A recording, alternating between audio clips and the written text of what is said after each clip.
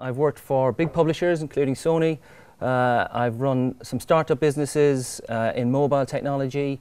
Some of those have been very successful where we've managed to sell those businesses. Some of those have not been successful where we've managed to close those businesses. I've worked for the government here in the Northwest for a number of years around helping small industries in the Northwest to export and also to become a bit more commercial. And currently I work for a company called Standfast Interactive, who are a game production investment fund. So we invest into games. So having been in the games industry for many, many years and having gone through equity investment through VCs and other routes, one of the key problems that we found in games is that very few people have been able to invest into a game as opposed to a company. And for a lot of games companies, they don't necessarily want to sell their businesses, they just want to make successful games. So we sit in an interesting space right now where we invest into a game and hopefully the games are successful, and we'll talk a little bit about some of that in a little bit. But it works very similar to a production fund for TV and film, if you're familiar with how that's funded. Again, I'll go into some details. So apologies if we're preaching to the converted, but just some stats. And I've pulled out some pretty high-level stats. There is another one we could throw in there, which is the Oculus Rift purchase, which happened a couple of days ago for $2 billion, that, again, I'll refer to in the end. Out of all of the stats here, I wanted to pull out two particular stats that, for this audience, that I think are pretty interesting. The first one is tablet gamers. Tablet gaming is pretty huge, but the real impressive stat around tablet gaming for me is that we have an engaged female audience. For the first time really ever in the history of gaming, we have an engaged female audience. Still not quite parity, but not far off. We also have a much older audience, much older audience, which is quite interesting. If you think about 1995 when the PlayStation 1 launched, we are now almost 20 years beyond that. So anyone who was in their 20s is now pushing into their 40s. So we have a generation who have grown up with games, and a generation who are continuing to play games, and a generation who are actually getting into games for the first time. That says something about the type of games we have as well, which again, I'll come on to in a little bit. The second stat that I wanted to highlight was, if you're not familiar with Twitch TV, go and have a look. In December last year, December 2013, 45 million unique viewers in 1 month watched people playing games. If you talked about that 5-10 years ago, probably even 2 years ago, that would have been insane. Right? People would have gone, really? People are watching people playing games? 45 million of them are doing that on a regular basis. So much so that PlayStation 4 camera technology, so on the PlayStation 4 you don't have a Kinect, you have to buy a camera separately. There's a shortage of them in the world, and the shortage is purely down to Twitch integration. So Twitch, PlayStation 4 is now accounting for 20% of all videos on Twitch, because you have a share button on, if you're familiar with the device, you have a share button which automatically can upload to Twitch. The one that's not in there is of course Oculus Rift, which we'll come back onto in a little bit, which sold for $2 billion. Interesting technology. As Roger says, is it going to be one of those that's going to go into the technology orphanage with $2 billion investment from Facebook? I'm not so sure. However, my own personal view is I don't think the games is the conclusion for that piece of technology. I think it will be in other applications, some of which I can talk about in a little bit. So really in the 1980s in the Northwest, particularly in Liverpool, which was a home of technology, and then Manchester was much more on the creative side, more on the advertising side of things. In the 1980s, it's when gaming really started to kick in. The companies that you may be familiar with really came about in the early 90s, particularly Psygnosis, Bizarre Creations, and then laterally Spiral House, Magenta, and a number of others. Then you had some of the big players in the industry, Sony and Activision, who came in and bought some of those companies, Sony buying Psygnosis in '94, and Bizarre Creations buying, or Activision buying into Bizarre Creations a little bit later in '97, '98. And then in terms of the industry has changed pretty dramatically over that period of time. Over those almost 20 years now since we've had PlayStation 1 coming into the marketplace, the industry has changed quite dramatically, particularly with the advent of online, mobile, and some of the new business models that have kind of kicked about. Because of that, we've had quite a lot of industry change and quite a lot of redundancies, particularly in the Northwest region. So all of those companies have had major redundancies. Bizarre Creations have shut down. Psygnosis is all but shut down. Sony still retain a plant here, but there's not a huge development in Liverpool. It tends to be outside of Liverpool. And the big change and the big problem that we've had over that period of time, over that 15, 20-year period of time, is we've lost a lot of the publishing function. So we'll talk about that a little bit later on. So bear in mind that the talk here is about why are we good at making and not selling, and that's one of the key reasons that we're very good at making things, but maybe not so good at selling them, and that's all to do with publishing. So in terms of the new world of self-publishing, so in the last sort of 5 years we've had the ability for very small micro businesses to be able to control their own destiny, to be able to publish their own products on a variety of platforms. The easiest sort of examples are the mobile platforms, but increasingly you're now able to publish onto console platforms, you're now able to publish onto Steam platforms, both because of an opening of the platform, but also because of proliferation of middleware that allows you to develop for multiple platforms. The big problem that a lot of developers, or certainly a lot of developers that we work with who are fairly well experienced, is a lot of them don't actually understand what publishing is. So a lot of them, previously where they made a product, they put it into a box, they wrapped it up and they gave it to a publisher, they never saw it, and then they saw a royalty that came down the line when that game sold, ideally, or not. And as we've moved into a new world of games as a service, that's completely changed now. So suddenly the mentality of fire and forget, where you make a product and you have to put it in the marketplace, forget about it and move on to the next product, is now gone. Games as a service is now hugely taken over in the world. And if you look at something like King's IPO, which happened in the last week, they really kind of went public with on the back of one big game, Candy Crush, which is 500 million users on a daily basis. And they've been running that service for a number of years already, and will continue to run that service for a long period of time. So we have a problem in traditional games companies understanding how to build products as a service as opposed to build products. Good at making, maybe not so good at the selling side of things. The other issue that I have is the antisocial nature of game development as it previously was, where, as I said, you made a game in isolation, you made it in a silo, it was your creation, your baby, you made it for 12, 24 months, and then you unleashed it to the world, and hopefully with the power of publishing, the power of marketing, it got sold to a public who were anticipating it, but you never really had to deal with them. I'd say it was a fire and forget. When you look at the new breed, and the new breed of companies, digital and social companies, they've completely turned that on their heads. Completely turned the idea of consumers on their heads. Suddenly they don't have a consumer for their products, they have a relationship, and they have friends who actually help them to make their products down the line. And we're starting to see that really kick in a lot with games now, where games are being released to the public very, very early, either in a beta test environment or in early access environment on certain platforms. And the newer developers are starting to establish relationships very early on with their audience, and actually it's trying to make that audience feel like they're part of the development process. The final point on this slide is as we moved into the self-publishing model, not only have game developers had to understand what publishing is, suddenly we started to unlock a whole lot of new business models, particularly free-to-play, and a number of different business models that are out there. And suddenly you have a game developer who has to be an economist, an analyst, a businessman, a business development person, a marketeer, all wrapped in whilst doing their main job, which is either coding, art, or a variety of different ones. So in terms of the successes and failures in the Northwest, some of you may be familiar with some of these names. If you're not, I'll rattle through them really quickly. On the left-hand side are some of the successes. We talked about Psygnosis, who sold to Sony around about '94 because they were working on a technology that was fairly similar to PlayStation.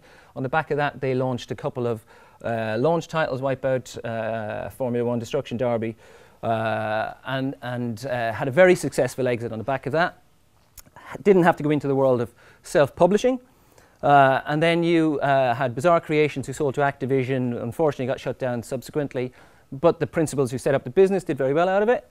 Evolution Studios, who also sold to Sony on the back of some launch titles and the creation of new IP. And then you have in the second point down there, so you have a number of companies who are kicking about at the moment, who are having, albeit limited success, but have the potential to be very successful and breakout success. Playrise Digital, who have had about 2 million downloads of their game, which is tabletop racing on iOS and Android mobile, just about to launch on PlayStation Vita, and really starting to understand games as a service. So previously, these are game developers and the person who runs it is a game designer who has only really made box product in the past. Suddenly understanding that game is now live for over a year. He's understanding how he has to continuously update that and really mind the audience. Firesprite, new company that started very recently, responsible for some of the work on the Playroom project on PlayStation 4, which is some of the very conceptual work that they're doing around PlayStation 4 and camera technology. A lot of that work done in Liverpool in conjunction with Japan. And Ripstone, who are a digital publisher and who we're an investor into. They're a digital publisher here in ex-Sony, based here in Liverpool. Unfortunately, none of the projects that they're currently publishing are from Liverpool, which is kind of interesting. I couldn't name the company, and then the last one, Martin Kenwright, a new company that's just been announced, although they've been going for almost a year, and they have all the right credentials to be a pretty big success. We have a really interesting company called Catalyst who offer outsourcing expertise, particularly production expertise, based here in Liverpool. And that's something that a lot of companies are starting to look at, managed outsourcing as opposed to trying to manage it themselves. And Lucid Games, who again are a lot of ex-Bizarre Creation companies. On the failure side of things, and unfair maybe to say failure for all of them, but there are extenuating circumstances for some of them. Playbox, who have reinvented themselves as Atomicom. Bizarre Creations, we talked about Sony. Setgo, who were an analytics company who came into analytics late and came into the analytics space when analytics was becoming a bit of a commodity. Unfortunately, a little bit late to the market. And THQ Games, out in just on the outskirts of between Liverpool and Manchester and Warrington. And the real key between both of these is for the successes. The real key to the success for all of them was timing. Getting to the launch of a platform, creating original IP, making sure that IP launched in day one, and making sure that there wasn't not a huge amount of competition on the platform, and making sure that they captured a huge imagination, and then being able to sequel that down the line. If you think about some of the games that they made a lot of money for the companies that invested into them. So if you look at the headline numbers of 16 million that Sony paid for Evolution Studios, for example, sounds like it's an enormous amount of money, but when you understand that the IP that they generated on the back of that with MotorStorm and other games, then it seems like a drop in the ocean. On the failure side of things, the real problem that we had on the failure side of things was the fact that they were undercapitalized. And by that I mean they just didn't have enough money. They didn't have enough money, and therefore they didn't have the ability to self-publish the way they wanted to. They didn't have enough spend in marketing. They didn't have the machine behind them. They couldn't hire the right people. They really had to nail down and make the greatest product they could, the makers, but they didn't know how to sell it. And they couldn't even invest in the selling part of it. And that was the real problem that we had there. So they had great products, great technology in some cases, just didn't know how to market it and didn't know how to get to market. There are some exceptions in there. So in terms of just a quick kind of slide on Standfast. As well as Standfast, I run a consultancy where I look at setting some strategy for games and digital companies. And the real issue for a lot of the companies that I work with, I tend to work with micro businesses, so 20 and less. The real issue for a lot of them is they really don't know how to develop the business. They know how to make great games in most cases, or they try to make great games at least. They just don't know how to develop their business. That's not how to run the business. That's not how to pay the tax man. That's not how to hire people. They just don't know how they're going to develop that business over a period of time. From Standfast point of view, we're a production fund for games. We fund products very similar to film and TV, if you're familiar with that. We set up what's called an SPV, a special purpose vehicle offshore, which is named as the game, so GameX. And all the costs go into that, as well as all the funds go into that. But what we're looking for in games, we don't have the same problems that a publisher might have. So we don't have a portfolio of games, and we don't have gaps in our portfolio where we might need a chess game, and we might need a shoot-'em-up game, and we might need a driving game. We look at every game on its merits. The reason we invest into a game as opposed to a company is we don't want to take equity in a business. The only way for us to realize money from an equity play is if that business sells at some point down the line, and there's a high risk that that won't happen. So we invest into the product and get out of the product. We have a very simple sort of investment criteria. We look at companies that can handle budgets. The kind of budgets that we need companies to handle are £500,000 plus. So that doesn't sound like a lot of money in games, but there's not a lot of micro businesses, particularly in the UK, that can handle £500,000.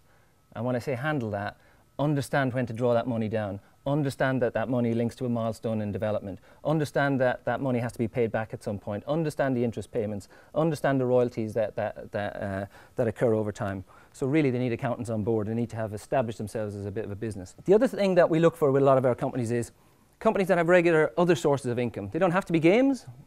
Increasingly we're seeing companies that have sources of games companies that have sources of income outside of games, apps, technology, a whole host of different areas.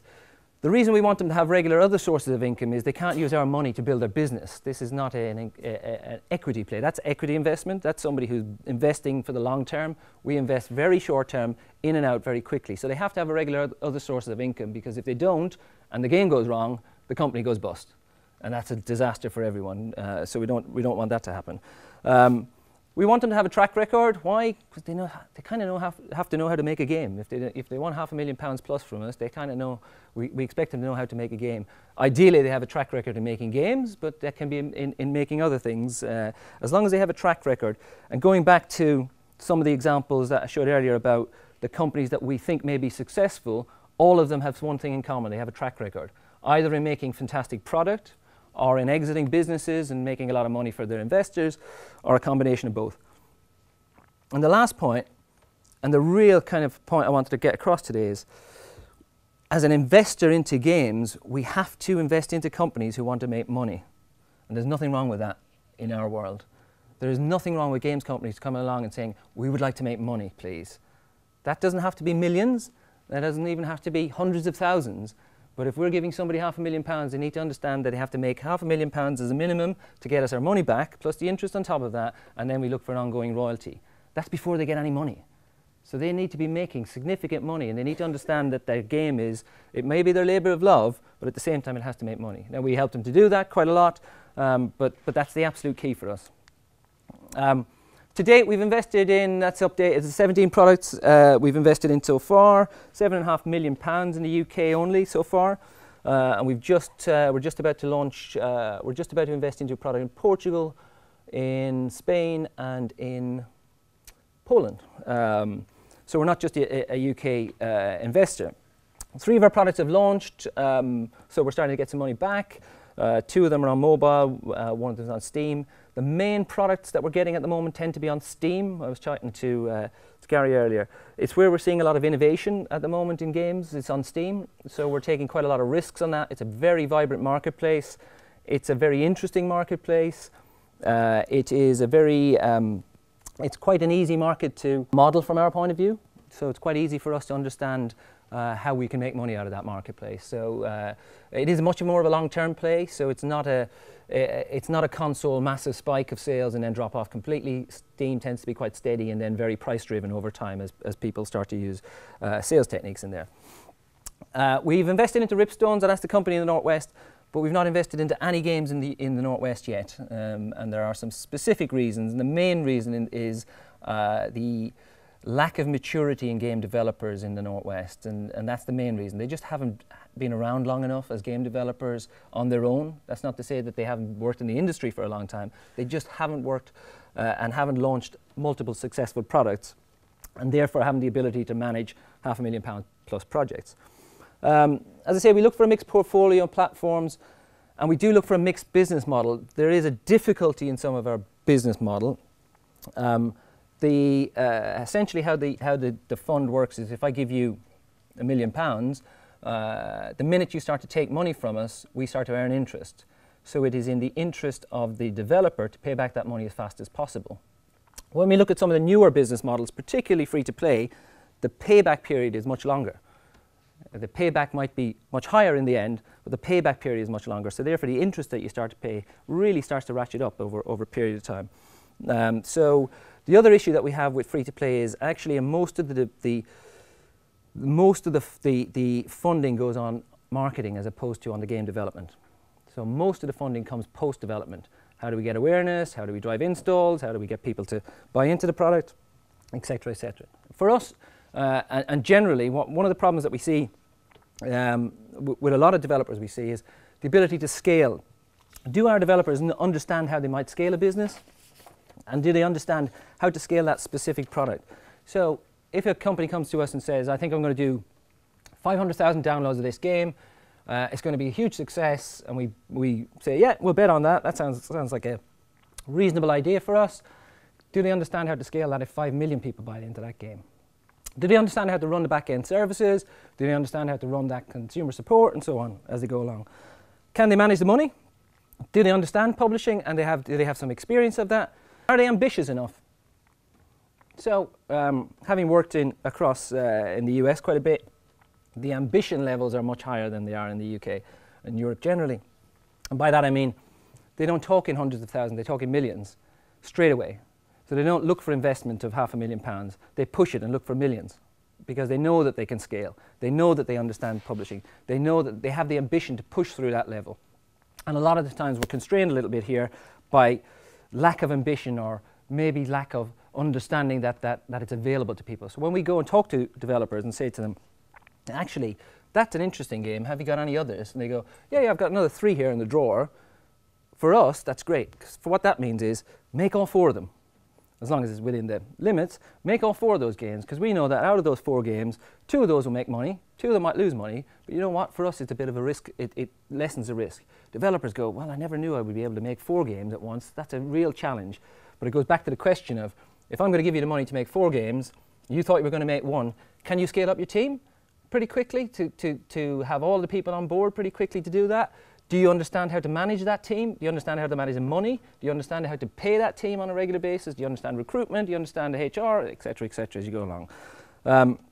Flexibility, something else that you see a lot in the US and not so much here in the UK, the ability to, the word that they use is pivot, the ability to move from a project or from a technology to another technology, particularly in games, platform to platform, technology to technology, middleware to middleware. Can you do that, and can you do that comfortably, easily? Do you have the technical nous to be able to do that very, very quickly? And the final bit is, do you understand how we're going to make money? So do you understand how an investor makes money? So a lot of people are scared of investment, a lot of people are scared of investors, a lot of people think, you know, because of TV programs and like, that investors are scary people and they never want to part with their money. It's the absolute opposite. The only way that we make money is to give other people money and they make money on our behalf. That's the only way an investor makes money. That's the only way you can make money in this, in the investment game. So can you understand that, and can you create an exit opportunity if it's an equity play, or can you make sure that you make money for your investor? And if you understand that, suddenly you have an investor that's a partner of yours. If you don't understand that, you're going to have an investor who's going to fight with you all the way. And if that's an equity investor, they're going to try and sell the business from you. And if it's a production investor, it's an absolute nightmare, because we will sit there then and have to sit with an IP that's half created, that doesn't, you know, that's of no value to us and of no value to the developer.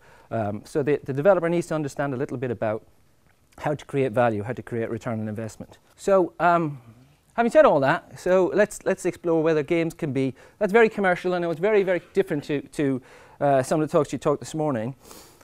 But can games be commercial and meaningful? Yes, is the answer to that. Yes, I believe they can. But I think the starting point has got to be somebody has to understand how it's paid for. How do you make money? That's the absolute key. That can be commission, that can be a whole host of different ways. But somebody needs to make money. That's the absolute key here. You know, nobody is going to go around and go, here's £1 million, £10 million, £5 million, just go ahead and do whatever you like. There has to be some payback somewhere down the line. Sometimes that payback might not just be in money, that payback might be from a government who wants to invest in a specific area for engagement or for whatever areas they're interested in. So I've only touched on them: playful design, gamification, serious games, very interesting areas, very interesting, not hugely commercial. That's the real issue at the moment, is there are very few people making money in that space just yet. I think that's going to happen. Commissioning doesn't really work, unfortunately, I don't think, in our opinion. And by that I mean publisher commissioning, TV commissioning, and the real issue for us is from a commissioning point of view, it tends to just end up as a work-for-hire development. And what tends to end up with developers who do a work-for-hire job is they run out of steam very quickly, and that's interest mainly, because there's no long-term gain in it for the developer. So it's a straightforward, here's X amount of pounds to make that game. When you finish that game, you're gone. You might get a second commission or a third commission, but that's it, it's work for hire. And by the way, you don't own that game afterwards, we'll just take it and we'll do whatever we want with it. There's no, again, a horrible term that a lot of Americans use, but there's no skin in the game, is what a lot of people say. The developer doesn't have any long-term interest in that. So what happens when they're 3/4 of the way through that project? They start looking around for other projects. And anyone who's made games knows that that final quarter of making the game is the absolute key. That's when the game gets that's when the game becomes either fantastic or average. And that's the big kind of issue for it. The other problem that we have with a lot of the a lot of game development happening outside of games is a lot of games companies get into that without understanding what that sales cycle is. I think we had a chat about the education sales cycle there earlier, Roger. And a lot of the other sectors don't understand the nature of game development, so therefore they don't understand the development cycle of developers. So we've got to understand what the sales cycle is. It's very different to sell a game into the education sector or sell gaming technology into manufacturing sector or military and so on, as it is to sell it to Joe Public. We kind of understand that. Yes, the business models are changing. Yes, you have to understand a bit about publishing, but actually it's still kind of, I make a game, I make people aware of the game, if that's what they want, great, and then we'll sell it to that audience. Do we understand how the automobile sector works? Do we understand how some of those other sectors work? So final couple of slides is very clear. So what's the focus and the future for the Northwest? My view is that a region like the Northwest, which in the global scheme of things in games is quite small, is we're a generalist right now. And being a generalist, you can never rise to the top. There are people who are better funded, there are people who are more clever, there are people who have got more people in their studios, etc. So how do we get a focus? I believe that getting a narrow focus and understanding the entire value chain and the needs of that chain are really where you can make a difference. So understanding, and when I say the entire value chain, that isn't just development, publishing, that's right the way through, education, right the way through from primary to HEI education, right the way through to all of the ancillary services that a game developer might need in terms of cloud, in terms of rendering, in terms of publishing, finance, legals, etc. Some interesting things happening in the Northwest. There's an mHealth initiative happening in Liverpool at the moment, mobile health, which looks like it might have some legs. They're trying to create a mobile health platform that other developers can therefore develop for, which I think is quite an interesting space. Some interesting things happening in e-learning. Some interesting things happening in science. I'm governor of, as I see another governor down here, of Studio School, which is an academy school in Liverpool, which is based around video games. So it takes 14, 16-year-olds and educates them about making video games. It has three main subject areas, one around coding, one around art and design, and the other around entrepreneurship and business and that side of things. The really interesting thing for me, apart from the fact that I think it's great, and I think it's a phenomenal opportunity for kids to understand a bit more about games in a structured environment, and also phenomenal for a lot of local companies to get some talent, but they are sitting next to a life sciences school. So suddenly you have the opportunity of mixing games and life science, which is a really interesting space. In the UK, we have one of the biggest funds available in the UK. It's called the Wellcome Trust, and they're heavily investing into gaming technology to improve the understanding and the use of science. So some really interesting areas there. And I really believe that the city and the region generally is just too small to try and compete at everything. And trying to do that will just lead to a general average. And the other problem that we have, having worked with the local council here, is it's very difficult to market Liverpool and the wider region as a games hub because there's so much generalism going on. So finding the niche, I think, is the real key. And I think that's, for me, that's the area that that we should be trying to get some government or certainly local government support on. Very quickly, a lot of these, I'll very quickly rattle through a few of these. So you asked me to talk very quickly about what I thought the future of gaming was. So, and I'll talk to certain number of points. So console evolution, what's going to happen with some of the consoles? You know, are we going to at last see what they term these true multimedia systems? Sony tried it last year with PlayStation 3, disaster, because gamers didn't want it, you know, didn't really care about the fact that it was a Blu-ray player and the fact that it did streaming and the fact that it had a media server and blah, blah, blah. Although a lot of people now subsequently have started to use it as those devices. Microsoft are betting very heavily that Xbox One will be a true multimedia system and be the only system under the TV. So interesting to see where they go. We've just obviously had the crazy news about Oculus Rift and how that's going to evolve.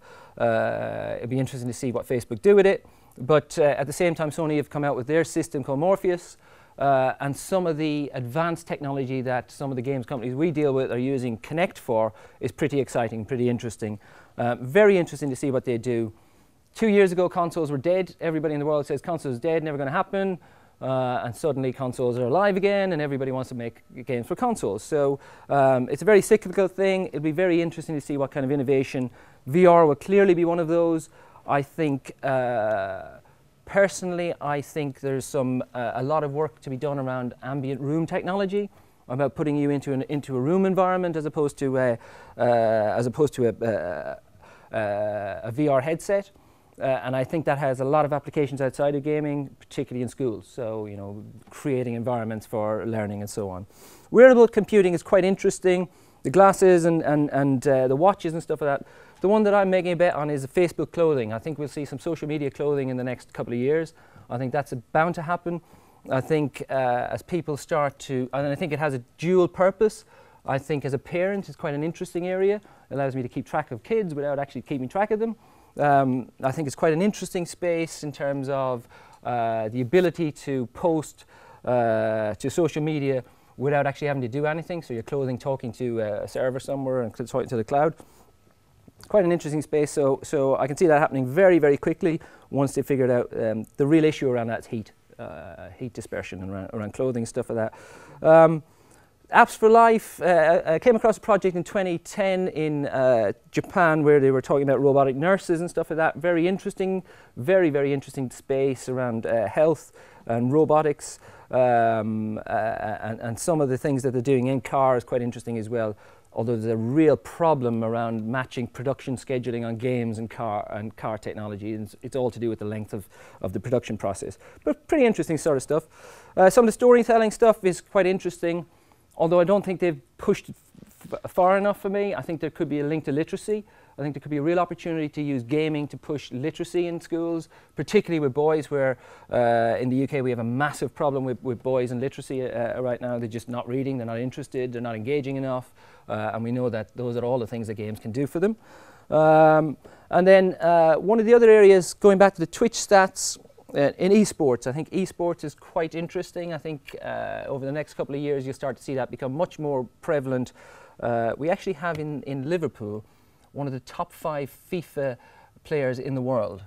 He's been kicked off every EA server because he started to bet on himself, and of course that's not really something that EA want, but you only start to unlock these things over a period of time. So esports, I think, is going to become huge. For those of you who are not familiar with esports, you know, people are watching this stuff in millions, absolute millions. 65, I think the last football, Pro Evolution Soccer, they had 65,000 people went to the Parc des Princes, which is in Paris, and watched 2 people sitting in the middle of the pitch playing on a PlayStation, playing against each other. 65,000 people playing on a game, you know, and that's live, apart from the people who are watching it online at the same time. So quite an interesting space. Cross-platform, which from a games point of view, everybody's talked about for years. Cross-platform is fantastic, and Unity now can go cross-platform, which is a middleware piece of software. But true cross-platform, I think, is about to come.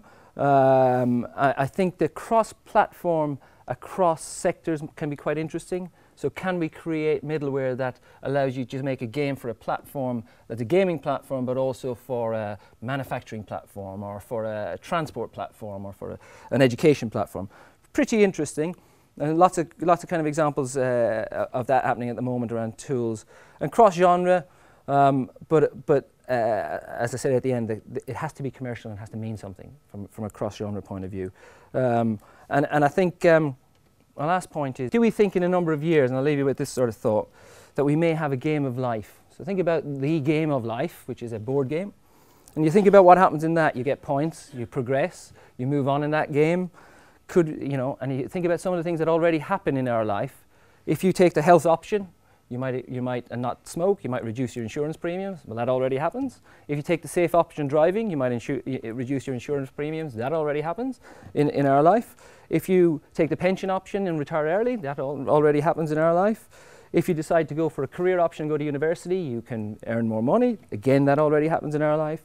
And if you take the unhealthy option, you might die young. So we already do a lot of this in our life. Gaming has become integral in our life. We're only starting to unlock it now. We're only starting to think about it as gaming. Previously, we didn't think about this sort of stuff as gaming. But now that gaming is ingrained in everybody's lives, we're starting to really explore some of these. That's all I've got yet. Thank you.